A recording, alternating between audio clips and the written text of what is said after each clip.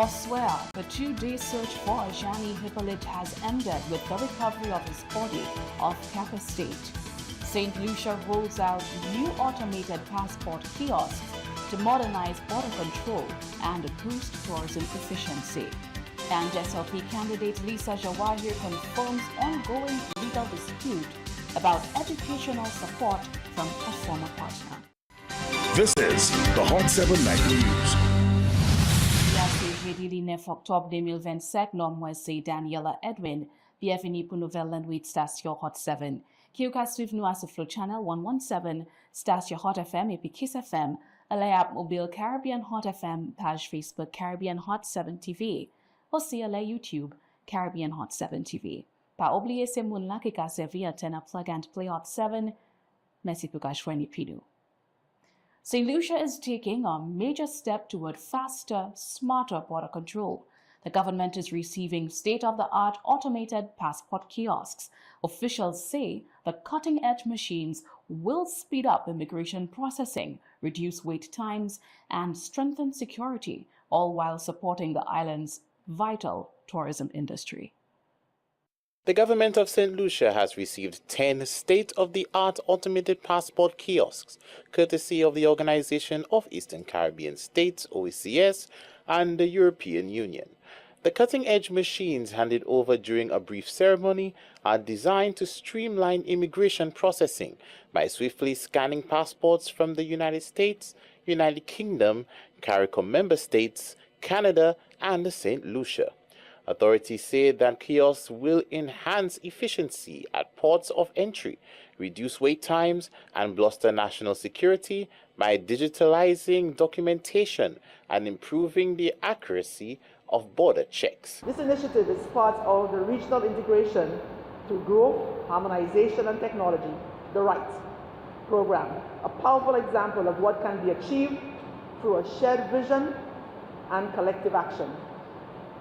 Coordinated by the OECS Commission and funded by the European Union under the 11th European Development Fund, this installation highlights the strength of regional cooperation and the importance of unified efforts to enhance border management and passenger facilitation systems. Director General of the OECS, His Excellency Dr. Didicus Jules, has affirmed that efforts are ongoing to streamline border access across member states, a move aimed at boosting regional tourism and fostering greater economic growth. Across the entire region, the tourism sector has become the engine of economic growth. It now provides and contributes 45% of the OECS's total GDP, and it provides close to 30% of employment. These numbers represent not only visitors but livelihoods, from taxi operators to tour guides to hoteliers, artisans, and farmers who supply our hospitality sector. At the turn of the millennium, arrivals to many OECS countries were modest, fewer than 200,000 passengers annually in some of the destinations. Today, these figures have multiplied several times over, with islands like St. Lucia welcoming between 250,000 and 600,000 visitors each year. On behalf of the government of St. Lucia, Member of Parliament for Micoud North, Jeremiah Norbert, reaffirmed the administration's ongoing commitment to tackling immigration challenges while improving the nation's vital tourism sector. To sustain the global competitiveness of our tourism sector and to continue addressing border security issues frontally, a close examination of our border management systems and procedures is necessary. The existence of an efficient and effective system is critical to ensure that high-risk passengers are denied entry into our country and that legitimate passengers, visitors, citizens, and OECS and CARICOM nationals are processed seamlessly upon entry and exit into our country. The kiosks have officially been handed over, with 8 now operational at Herenora International Airport and 2 at the George F.L. Charles Airport, aiming to streamline services for travelers. For 7 TV News, Josiah Bisset reporting. The body of a 20-year-old Marisil resident has been recovered following a suspected drowning incident that occurred on Tuesday, October 7th, 2025. Jasmine Duncan has this update. The tragic end to a 2-day search has confirmed the death of 20-year-old Ajani Hippolyte of Marisol Grosley, who was reported missing following a suspected drowning incident on Tuesday, October 7, 2025. According to the Royal St. Lucia Police Force, Hippolyte's body was recovered around 11:45 a.m. on Thursday, October 9, 2025, in the waters off the coast of Cap Estate, Grosley. The discovery followed extensive operations by the Marine Unit, which resumed early Thursday morning after initial efforts to locate the victim proved unsuccessful on the night of the incident. Police investigations indicate that Hippolyte was among a group of 4 individuals kayaking off Marisol Beach when their kayaks began taking on water and overturned. The group attempted to swim back to shore, but the victim experienced difficulties staying afloat and rescue efforts were unsuccessful. The Royal St. Lucia Police Force says investigations into the circumstances surrounding the incident remain ongoing. Reporting for the Hot 7 TV News, I am Jasmine Duncan. St. Lucia Labour Party candidate for Castries Southeast, Lisa Jawahir, has spoken publicly on an ongoing matter involving her former partner following the recent circulation of a letter from his attorneys on social media. Speaking on the program Zafeh Nu on MBC Prime, Senator and Castries Southeast candidate of the St. Lucia Labour Party, Lisa Jawahir, confirmed that her legal team has been in discussions with the legal team of the claimant. This follows a social media publication where documents from the claimant's attorney to Jawahir have been written in lieu of monies allegedly owed for the servicing of student loans in the United States were made public. Since then, scores of comments have sought answers from the candidate, some even pointing fingers to her credibility. Jawahir emphasized that the situation is of a personal nature, stemming from a long-term relationship between the two. I was in a romantic relationship with the individual in question. We lived together for several years. We were in a committed relationship, engaged to be married. Be more precise. How many years? Roughly? Could have been 7 years or 7 years. About 7 or 8 years. So, relationship started off in St. common Lucia, law. very much so, and moved over to the United States. And the individual, of course, he wanted me to be with him. It's not uncommon for a man to decide that he's going to support his partner, especially in achieving her dreams. And so I made that decision to go to the US, and I got my master's degree. We did have an arrangement to co-sign a loan so I could get access to schooling. Addressing the issue more broadly, the SLP candidate said she feels a sense of comfort when women who have endured emotional or economic abuse come forward to express solidarity with her. Even after those years, you wrote that letter. It took me by surprise because I'm saying this individual is still trying to get back with me and, speaking about their regrets on why the relationship did not work out. And then lo and behold comes this demand letter, and immediately I took it to the hands of my lawyers when I got it. So this is where we are with that. My lawyers have actively engaged his lawyers, because if the man is saying that I owe him, then we are looking into what it is that I owe. She referenced the domestic violence bill enacted by the SLP shortly after taking office, noting that any attempt to blackmail, extort, or coerce a person into a relationship or intimacy is unacceptable. I feel a bit more comforted when women who have suffered emotional and economic abuse from some men come to me and say, Sister Lisa, I understand, and this and that is the case. And the SLP recently passed, a few years ago when we came into office, we passed the domestic violence bill. And a key component of that is to really deter that sort of behavior where people think they can attempt to blackmail you or extort you or force you to be in a relationship with them or force you to give them your body, to have that economic power over you, to send your children to school. A lot of women find themselves in that situation. And it is quite unfortunate that something so personal can be leaked in the public domain because of jealousies. Jawahir reaffirmed her commitment to women's empowerment and integrity in public life, stating that such personal challenges will not distract her from her mission to serve the people of Castries Southeast.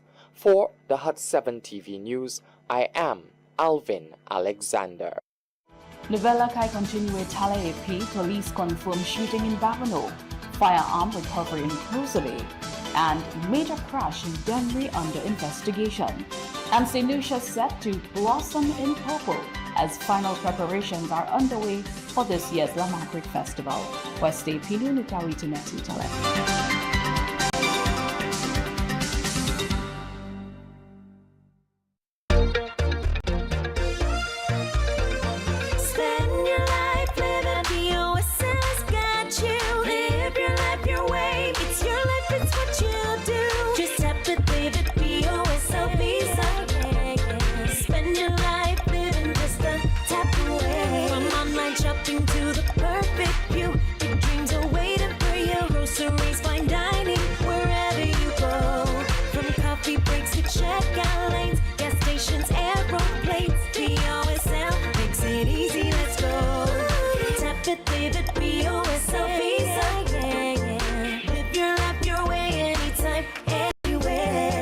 Your life anywhere, anytime with your BOSL Visa credit card. Spend your life living BOSL's got you. Live your life your way. It's your life, it's what you do. Turn your dreams into reality by winning the Super 6 jackpot of $260,000. It's only possible by getting your tickets today. When the time comes to say goodbye, Hot FM and Hot 7 TV provides a thoughtful, easy way to share the memories of your loved ones. A meaningful tribute across both radio and television in one simple, affordable package. Our Total Tribute Package. Creole Deaf announcements, the most trusted and popular choice across the island. Televised obituaries, a dignified visual remembrance of your loved one in high-definition quality. Free YouTube upload. Each televised obituary is uploaded to the Hot 7's YouTube channel, making it easy to share with friends and family abroad. Obituaries will be aired live at 6:30 a.m. on Hot FM Radio and 7 a.m. and 1 p.m. on Hot 7 TV Flow Channel 117, Hot 7 TV Plug and Play Channel 7, and the Hot FM mobile app. Let us help you remember, share, and honor. Ask about the Hot FM Total Tribute Package today. For more information, contact us at 452-6040 or email us at caribbeanhotfm@gmail.com. Hot FM Communications, honoring your loved ones with dignity, tradition, and reach. Now you can take Hot FM, Kiss FM, and Hot 7 TV with you wherever you go. Whether you're in St. Lucia or exploring our four corners of the globe. Our record-breaking app has already been downloaded over 500,000 times on Google Play and the Apple App Store. To bring you the best in HD sound, we've relaunched a brand new app. Get it for free in the App Store by simply searching Caribbean Hot FM HD. Listen to us in real time, anywhere, any place, anytime. We've added so many cool new features, like our live in-studio option, where you can see your favorite announcers and DJs at work. So download the app today. It's free. Spread the news. St. Lucia is now in HD around the world on the Hot FM app. Don't miss out. Join the fun and stay connected. This is the Hot 7 Night News. Merci Pukawa Stepino. The Royal St. Lucia Police Force this week confirmed a series of incidents over the Thanksgiving weekend, including a police-involved shooting in Babonneau, a firearm recovery operation in Grosley, and a major road collision in Dennery. In a recent police update, a man said to be of unsound mind was shot by police in Babonneau. A statement from local law enforcement indicates that officers of the Babonneau station received reports on Saturday, October 4th, involving a man identified as Antonius Cartel of Jesnew, who allegedly attacked a marked police vehicle with rocks. During an attempt to apprehend him, officers discharged a weapon, injuring the man. The officers identified the male individual as one Antonius, aka Cartel of Jesnew, Babonneau, an outpatient of the Mental Wellness Center. Having recognized the hazard the outpatient poses to vulnerable citizens of the Babonneau community, the officers sought to restrain the individual for conveyance to the Mental Wellness Center for care. The efforts to restrain Antonius resulted in the police having to discharge a weapon, causing non-fatal injury. He remains in a stable condition at the OKEU hospital. In a separate police operation within Grosley, officers arrested 36-year-old Jamiel Jr. Simpson, a Jamaican national.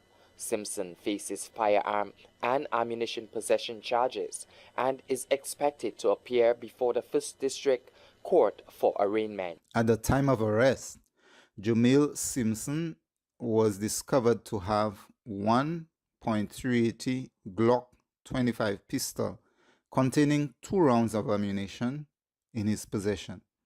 Simpson is not the holder of a firearm license.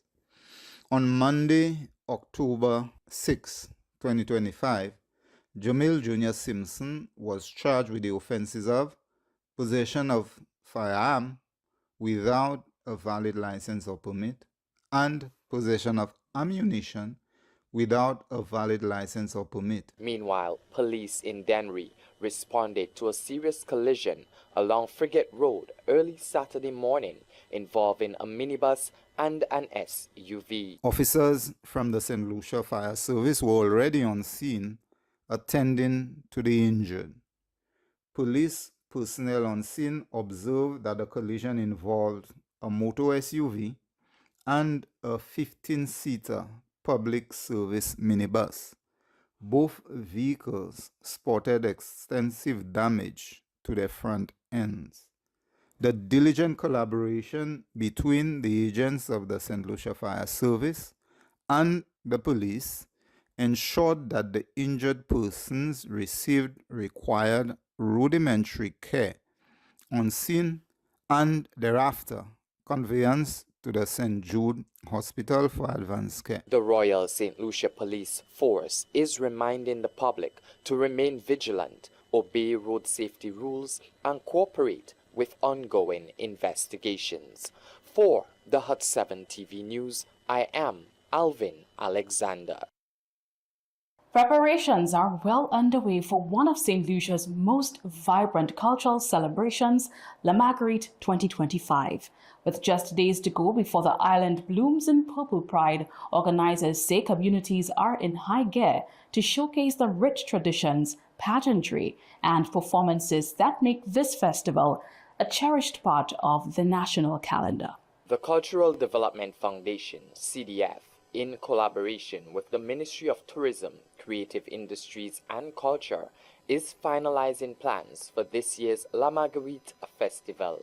Officially observed on October 17th, CDF's Senior Media and Communications Officer, Ryan Germain, says this year's edition carries special significance as it unfolds during Creole Heritage Month, reflecting St. Lucia's ongoing commitment to cultural preservation and community unity.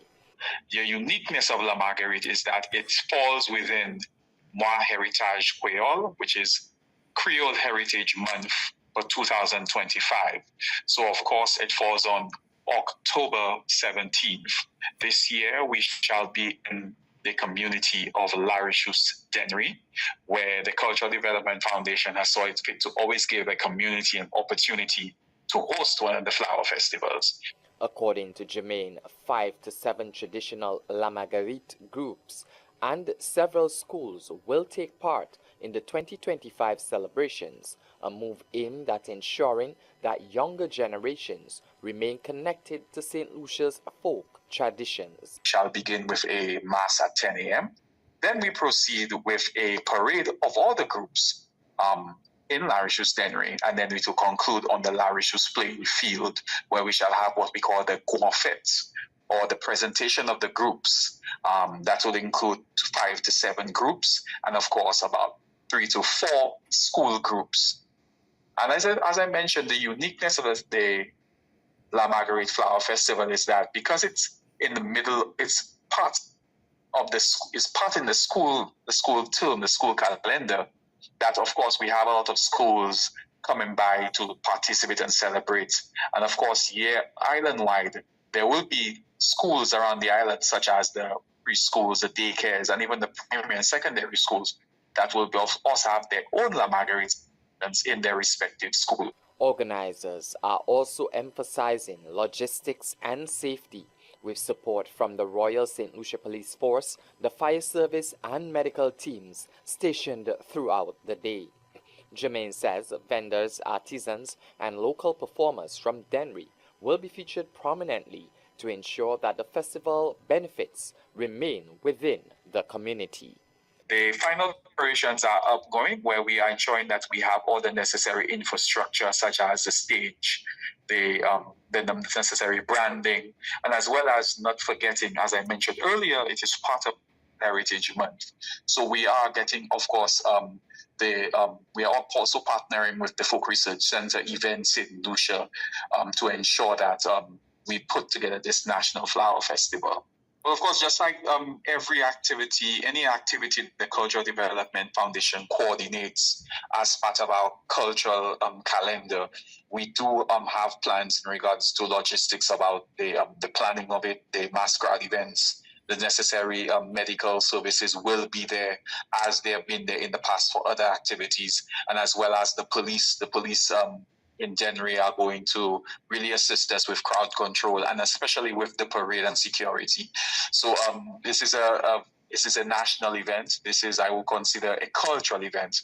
Jermaine adds that CDF continues to work toward ensuring that both La Rose and La Marguerite are recognized globally as part of UNESCO's intangible cultural heritage listings. As October 17th approaches, St. Lucians are being encouraged to wear their blues, purples, yellows, and whites and celebrate this enduring symbol of unity, faith, and cultural pride, La Marguerite 2025. For the Hot 7 TV News, I am Alvin Alexander. As St. Lucia prepares to celebrate World Food Day 2025, and the upcoming Banana and Plantain Festival, IICA, through the Ministry of Agriculture, has announced a new initiative aimed at sparking early interest in the agriculture sector among young students. We get the details in this report. The Inter-American Institute for Cooperation on Agriculture, ICA, recently unveiled plans for a youth agri-innovation competition. The competition will challenge students to showcase creative ideas for agricultural development, helping them understand that agriculture extends far beyond traditional farming. Basically, filling the void that exists in the primary schools, because we've identified the need to have agricultural interaction from an earlier time than secondary school. So we know that some students, they do really well in math, they do really well in social studies because they were introduced to it earlier than secondary school. So what this competition aims to do is have the students engaged in seeing that agriculture is more than just farming, but also preparing designs or constructing designs or putting together posters that they can demonstrate innovation in agriculture.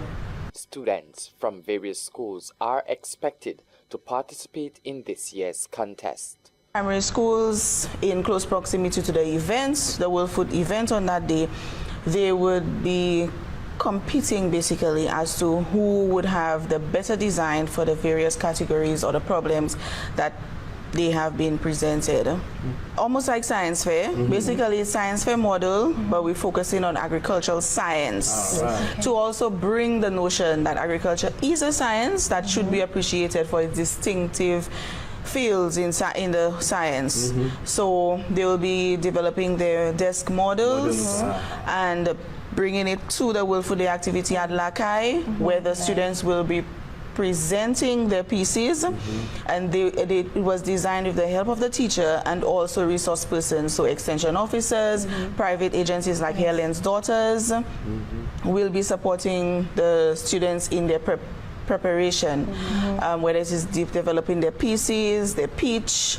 So they will be getting that support to present on the day, and of course it will be judged by a judging panel, and the winner, there will be a winner first and second and third. The initiative forms part of the broader activities marking World Food Day 2025, which will also feature exhibitions, school showcases, and the Banana and Plantain Festival.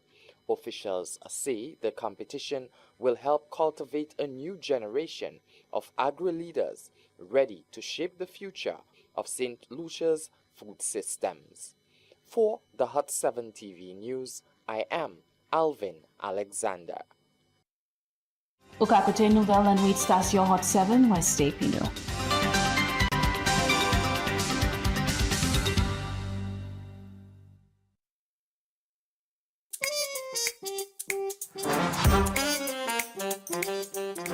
Join us every Thursday from September 4th on Hot 7 from 9:30am to 10:30am. Don't miss this great opportunity to make life-benefiting changes to preparing meals. The National Competitiveness and Productivity Council observes Productivity Awareness Week, October 7th to 10th, 2025. 4 days of innovation, research and collaboration, all aimed at driving national productivity. This year's theme, Navigating Through Disruption, Resilience, the Engine of Productivity. The week starts off on Tuesday, October 7th at 9:30 a.m. with a vibrant Creole-themed official launch. Then at 2 p.m., the St. Lucia Employers Federation and the Department of Economic Development present Anu Diskite, a panel discussion titled Paving the Way, Road Communication Challenges and Their Impact on St. Lucia's Productivity. On Wednesday, October 8th at 10 a.m., students of the Sir Arthur Lewis Community College engage in a lively debate proposing and opposing the topic. St. Lucia's long-term development is tied to U.S. hegemonic power, and maintaining those ties should be our primary focus.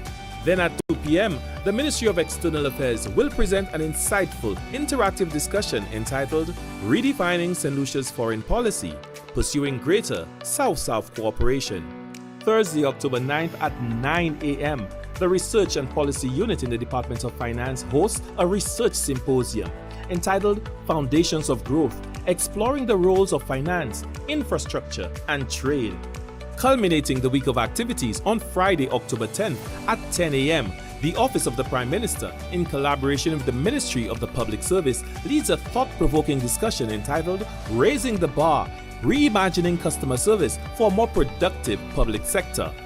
All events take place at the Finance Administrative Center in Point Seraphin and will be streamed live on the St. Lucia NCPC Facebook and YouTube pages and broadcast on NTN. Productivity Awareness Week 2025, Navigating Through Disruption, Resilience, the Engine of Productivity.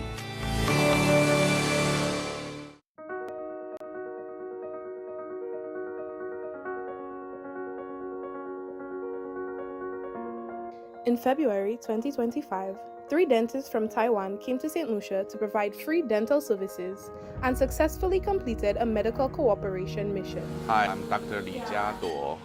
I'm from Kasei General Hospital in Taiwan. I'm an oral and maxillofacial surgeon. Kasei General Hospital. Our mission here is to try to provide our profession in the healthcare and here, and we not only treating the people, we also share our knowledge to the local dentist and the assistant. Working with the Taiwanese dental doctors was a very enriching experience, because to get the assistance, actually making difficult procedures seems to be like easy. They are very skilled. I must say that, and these are the things I learned from them. Taiwan has played a very significant role in the healthcare development in St. Lucia over the years. For the first time, we had the participation of Taiwan, and particularly the medical expertise from Taiwan in Medical Brigade to St. Lucia.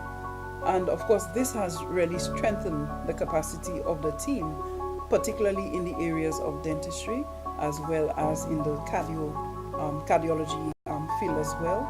They have provided support, surgical support, for the team within the for the medical brigade team, in terms of performing cardiac surgeries as well as procedures pertaining to dentistry. So we see Taiwan as a very welcome partner. I got an opportunity when I heard the medical mission that was taking place here. So I thought, why not? So say it worked out well. Well, the doctors were very kind and accommodating. We are looking forward to, continuing the strides that have been made in terms of the impact surgically as well as with dentistry. Yes, we look forward in 2026 to continuing this partnership between ourselves, our hospital, Taiwan, and of course the Americans. I would like to extend my gratitude to the government of Taiwan because of the extension of the help. So you sent your surgeons here to all the way to St. Lucia in the other side of the world, and a small island, and that means a lot. I would like to, from the government and people of St. Lucia, and in particularly I speak for the Ministry of Health, Wellness and Elderly Affairs, to thank the government of Taiwan for this intervention, for seeing the need that we had. So I want to say a very big thank you to the government and people of Taiwan. Your efforts are always appreciated. Looking for the best way to advertise? Stop searching.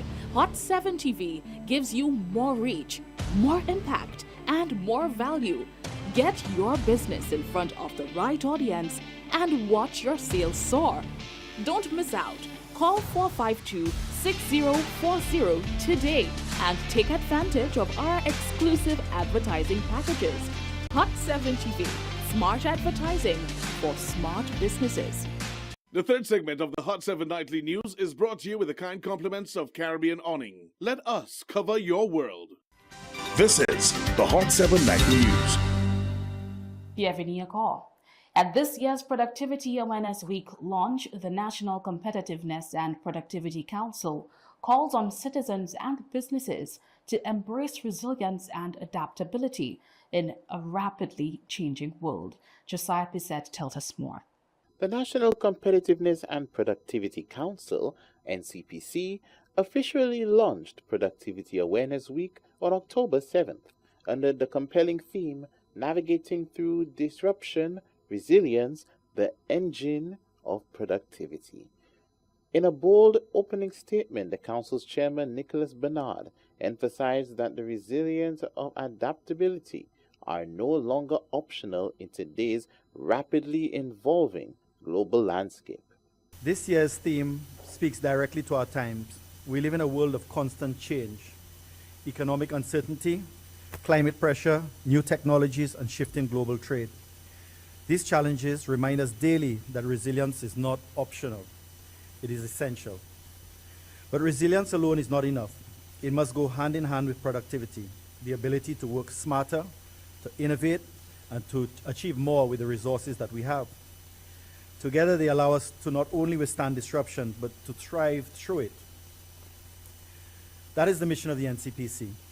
further announced that the week ahead will feature a series of dynamic panel discussions and engaging events, all centered around the ambitious theme of building a stronger, more productive nation.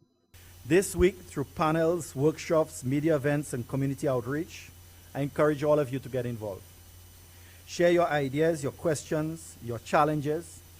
Let us discuss the real issues. But more importantly, let us work together on the real solutions. Resilience is part of who we are as St. Lucians. We have weathered storms, adapted, and risen stronger each time. Now let us apply that same spirit to building a more competitive and productive nation. Minister in the Ministry of Finance, Wayne Gerard, underscored the powerful potential of the theme, describing it as a vital instrument for innovation, adaptation, and national advancement. The government of St. Lucia recognizes that productivity is the lifeblood of national progress. It is not merely about working harder. It is about working smarter, embracing efficiency, creativity, and resilience in every sector of our economy. In a world of constant change, productivity enables our people and our businesses to adapt, innovate, and remain competitive despite external shocks.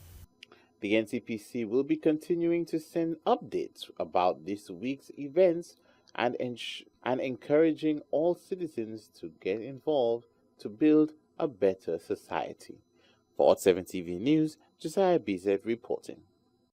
Since its introduction in 2009, the Community After School program has grown from just 3 pilot communities to a comprehensive national initiative. Now fully present in every district, this expansion marks a historic milestone in strengthening social inclusion and ensuring that children in every community have access to structured after-school learning. The program has also welcomed Bocage as the newest addition, bringing much-needed support to children and families in the area. Are we enjoying our after-school program? Yes! Since its introduction in 2009, the Community After School program CASP has grown from just 3 pilot communities to a comprehensive national initiative. Now fully present in every district, this expansion marks a milestone in strengthening social inclusion and ensuring that children in every community have access to after-school learning, mentorship, academics, creative arts, music, theater, sports, and life skills support. In addition to the nationwide rollout, CASP centers have been relocated to new venues in Ancillary and Micoud to better serve the needs of those communities. The program has also welcomed Bocage as the newest addition, bringing much-needed support to children and families in the area. Introducing the initiative's wider impact is Deputy Director of Social Transformation, Kirian Calix, highlighting the ministry's commitment to empowering communities. With the Ministry of Equity, it's all about social inclusion, and we want to target communities where we realize that we have issues with children, we have issues with crime, we have issues where we need to engage children in activities. And so it's an opportunity in Bocage where the young people from the community can benefit from those activities. So we want to ensure that no community is left behind. At the Bocage Primary School, the program is already making a tangible difference. Principal and Community After School Program Supervisor Tamara St. Marth shared her perspective on the immediate benefits to students. So in receiving that call from Ministry of Equity, I was quite happy that they considered Bocage Combined for the program. So right now we have a total of 17 students enrolled in the program. It's very beneficial in that normally you find children from school getting home without supervision from adults. And so with the after school program, we have them in a safe environment where they receive different types of support. As part of the program, we have academic support being provided to the students, whether they have homework to do or they need further assistance in concepts, we provide that assistance. We also have a teacher focusing on life skills, so there are many little things that the children need to learn. And so we instill in them little values and morals that would allow them to be able to function effectively even as children. Adding to this is the Community After School Program Bocage Life Skills Coordinator, Giselle Antoine, examining the broader personal development focus of the initiative. I feel very happy, very excited to teach the Life Skills program. So the Life Skills program goes beyond academics. It develops the students' personal, social, and emotional skills. In the Life Skills program, we teach them various components, and some of these components include expressing your feelings, verbal and non-verbal communication skills, and also problem solving, how to make decisions in their everyday life. As part of its ongoing evolution, the Community After School program will also introduce a targeted and innovative initiative in the Dennery South District, designed specifically for children with disabilities. This new component will provide tailored learning support, therapeutic interventions, and inclusive recreational opportunities, ensuring that vulnerable children are fully engaged and empowered within the national framework of after-school care. The Ministry of Equity reaffirmed that the Community After School program expansion represents its continued commitment to saving a mind, saving a child, ensuring no community is left behind in the pursuit for national development. From the Ministry of Equity, Social Justice and Empowerment, Chevroy Marius. St. Lucia took center stage this past weekend as it hosted the prestigious World Travel Awards Caribbean and North America Gala Ceremony 2025 at Sandals Grand St. Lucia. The glittering black tie event celebrated the best in regional tourism, with St. Lucia not only serving as the proud host, but also capturing multiple top honors, reaffirming its status as one of the Caribbean's premier luxury and event destinations.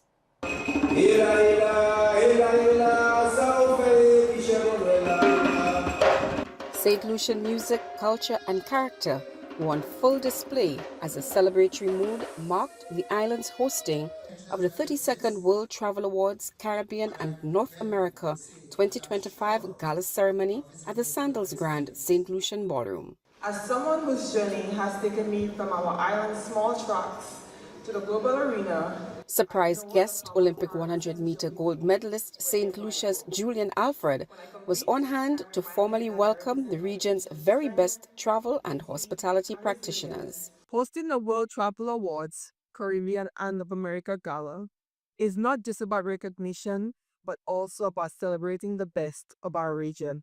For us in St. Lucia, it symbolizes a confidence placed in our island to serve as a stage where the very best in tourism and hospitality are celebrated. It was a night to acknowledge the region's leading lights in travel as the president of the World Travel Awards, Graham Cook, commended nominees and winners and the host, St. Lucia, for staging an extravagant awards ceremony. Once again, give it up, put your hands together for St. Lucia! It was also a celebration of St. Lucia's exceptional global appeal as it secured for the 17th time the Caribbean's leading honeymoon destination award. St. Lucia! St. Lucia was also judged the Caribbean's leading adventure tourism destination for the 4th consecutive year. In addition, St. Lucia secured 6 more Caribbean awards. Caribbean's leading adult-only all-inclusive resort went to Serenity at Coconut Bay. The Caribbean's leading boutique hotel award was secured by Kai Blanc Villa and Hotel. Sandals Grand St. Lucian was judged the Caribbean's leading honeymoon resort. The Landings Resort and Spa won 2 regional awards, one for being the Caribbean's leading luxury all-suite resort, and its affiliated Grand Beachfront Villa Suite has the title for Caribbean's leading hotel suite for 2025. Jade Mountain won the Caribbean's leading luxury honeymoon resort award, and Sugar Beach, a Viceroy resort, is the Caribbean's leading luxury resort. 15 more awards were secured by St. Lucia-based properties. Tika Resort is the island's leading boutique resort. St. Lucia's leading all-inclusive resort 2025 is Sandals Grand St. Lucian. St. Lucia's leading beach resort 2025 is Sugar Beach, a Viceroy resort. St. Lucia's leading car rental company 2025 is Sixt. St. Lucia's leading destination management company 2025, Barefoot Holidays DMC St. Lucia. St. Lucia's leading family resort 2025 is Coconut Bay Beach Resort and Spa. St. Lucia's leading green resort 2025 is Fordu Eco Resort. St. Lucia's leading honeymoon resort 2025, Ladera Resort. St. Lucia's leading hotel 2025, Rabot Hotel by Hotel Chocolat. St. Lucia's leading luxury hotel Villa 2025, Penthouse Residency at Zoetree, Marigot Bay, St. Lucia. St. Lucia's leading resort 2025, Cap Maison. St. Lucia's leading tour operator 2025, Solar Tours and Travel. St. Lucia's leading travel agency 2025, Travel and Leisure Center. St. Lucia's leading villa resort 2025 is Windjammer Landing Resort and Residences. And St. Lucia's leading wedding resort 2025 is Anne Shastney Resort. Fittingly, multiple Soca Crown winner Arthur Allaire was joined on stage by social media sensation and panelist Chaz to celebrate the best of St. Lucian and Caribbean top achievers in the travel and hospitality fraternity.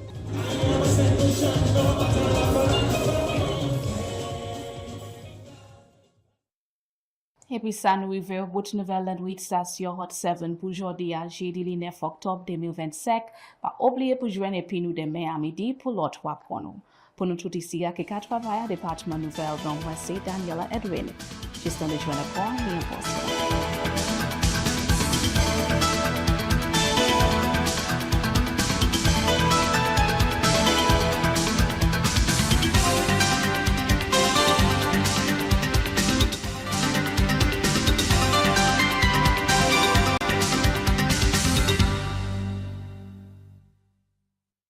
The third segment of the Hot 7 Nightly News is brought to you with the kind compliments of Caribbean Awning. Let us cover your world.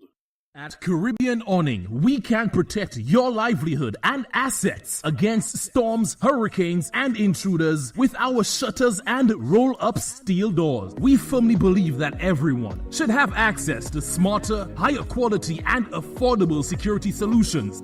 Caribbean Awning hurricane screens and shutters are Miami-Dade County approved to withstand storms, hurricane pressure, and winds. Our customizable estate gates, fencing, and burglar bars are an attractive and affordable security solution to safeguarding your loved ones and property. Living near sea blast, Caribbean Awning aluminum product line, railing, fencing, and gates are all manufactured from extruded aluminum, providing you with durable, rust-free protection. Our face recognition security system is a cutting-edge technological solution to improve your compound surveillance measures and gives you a peace of mind. Diamond Award-winning Caribbean Awning. Let us cover your world.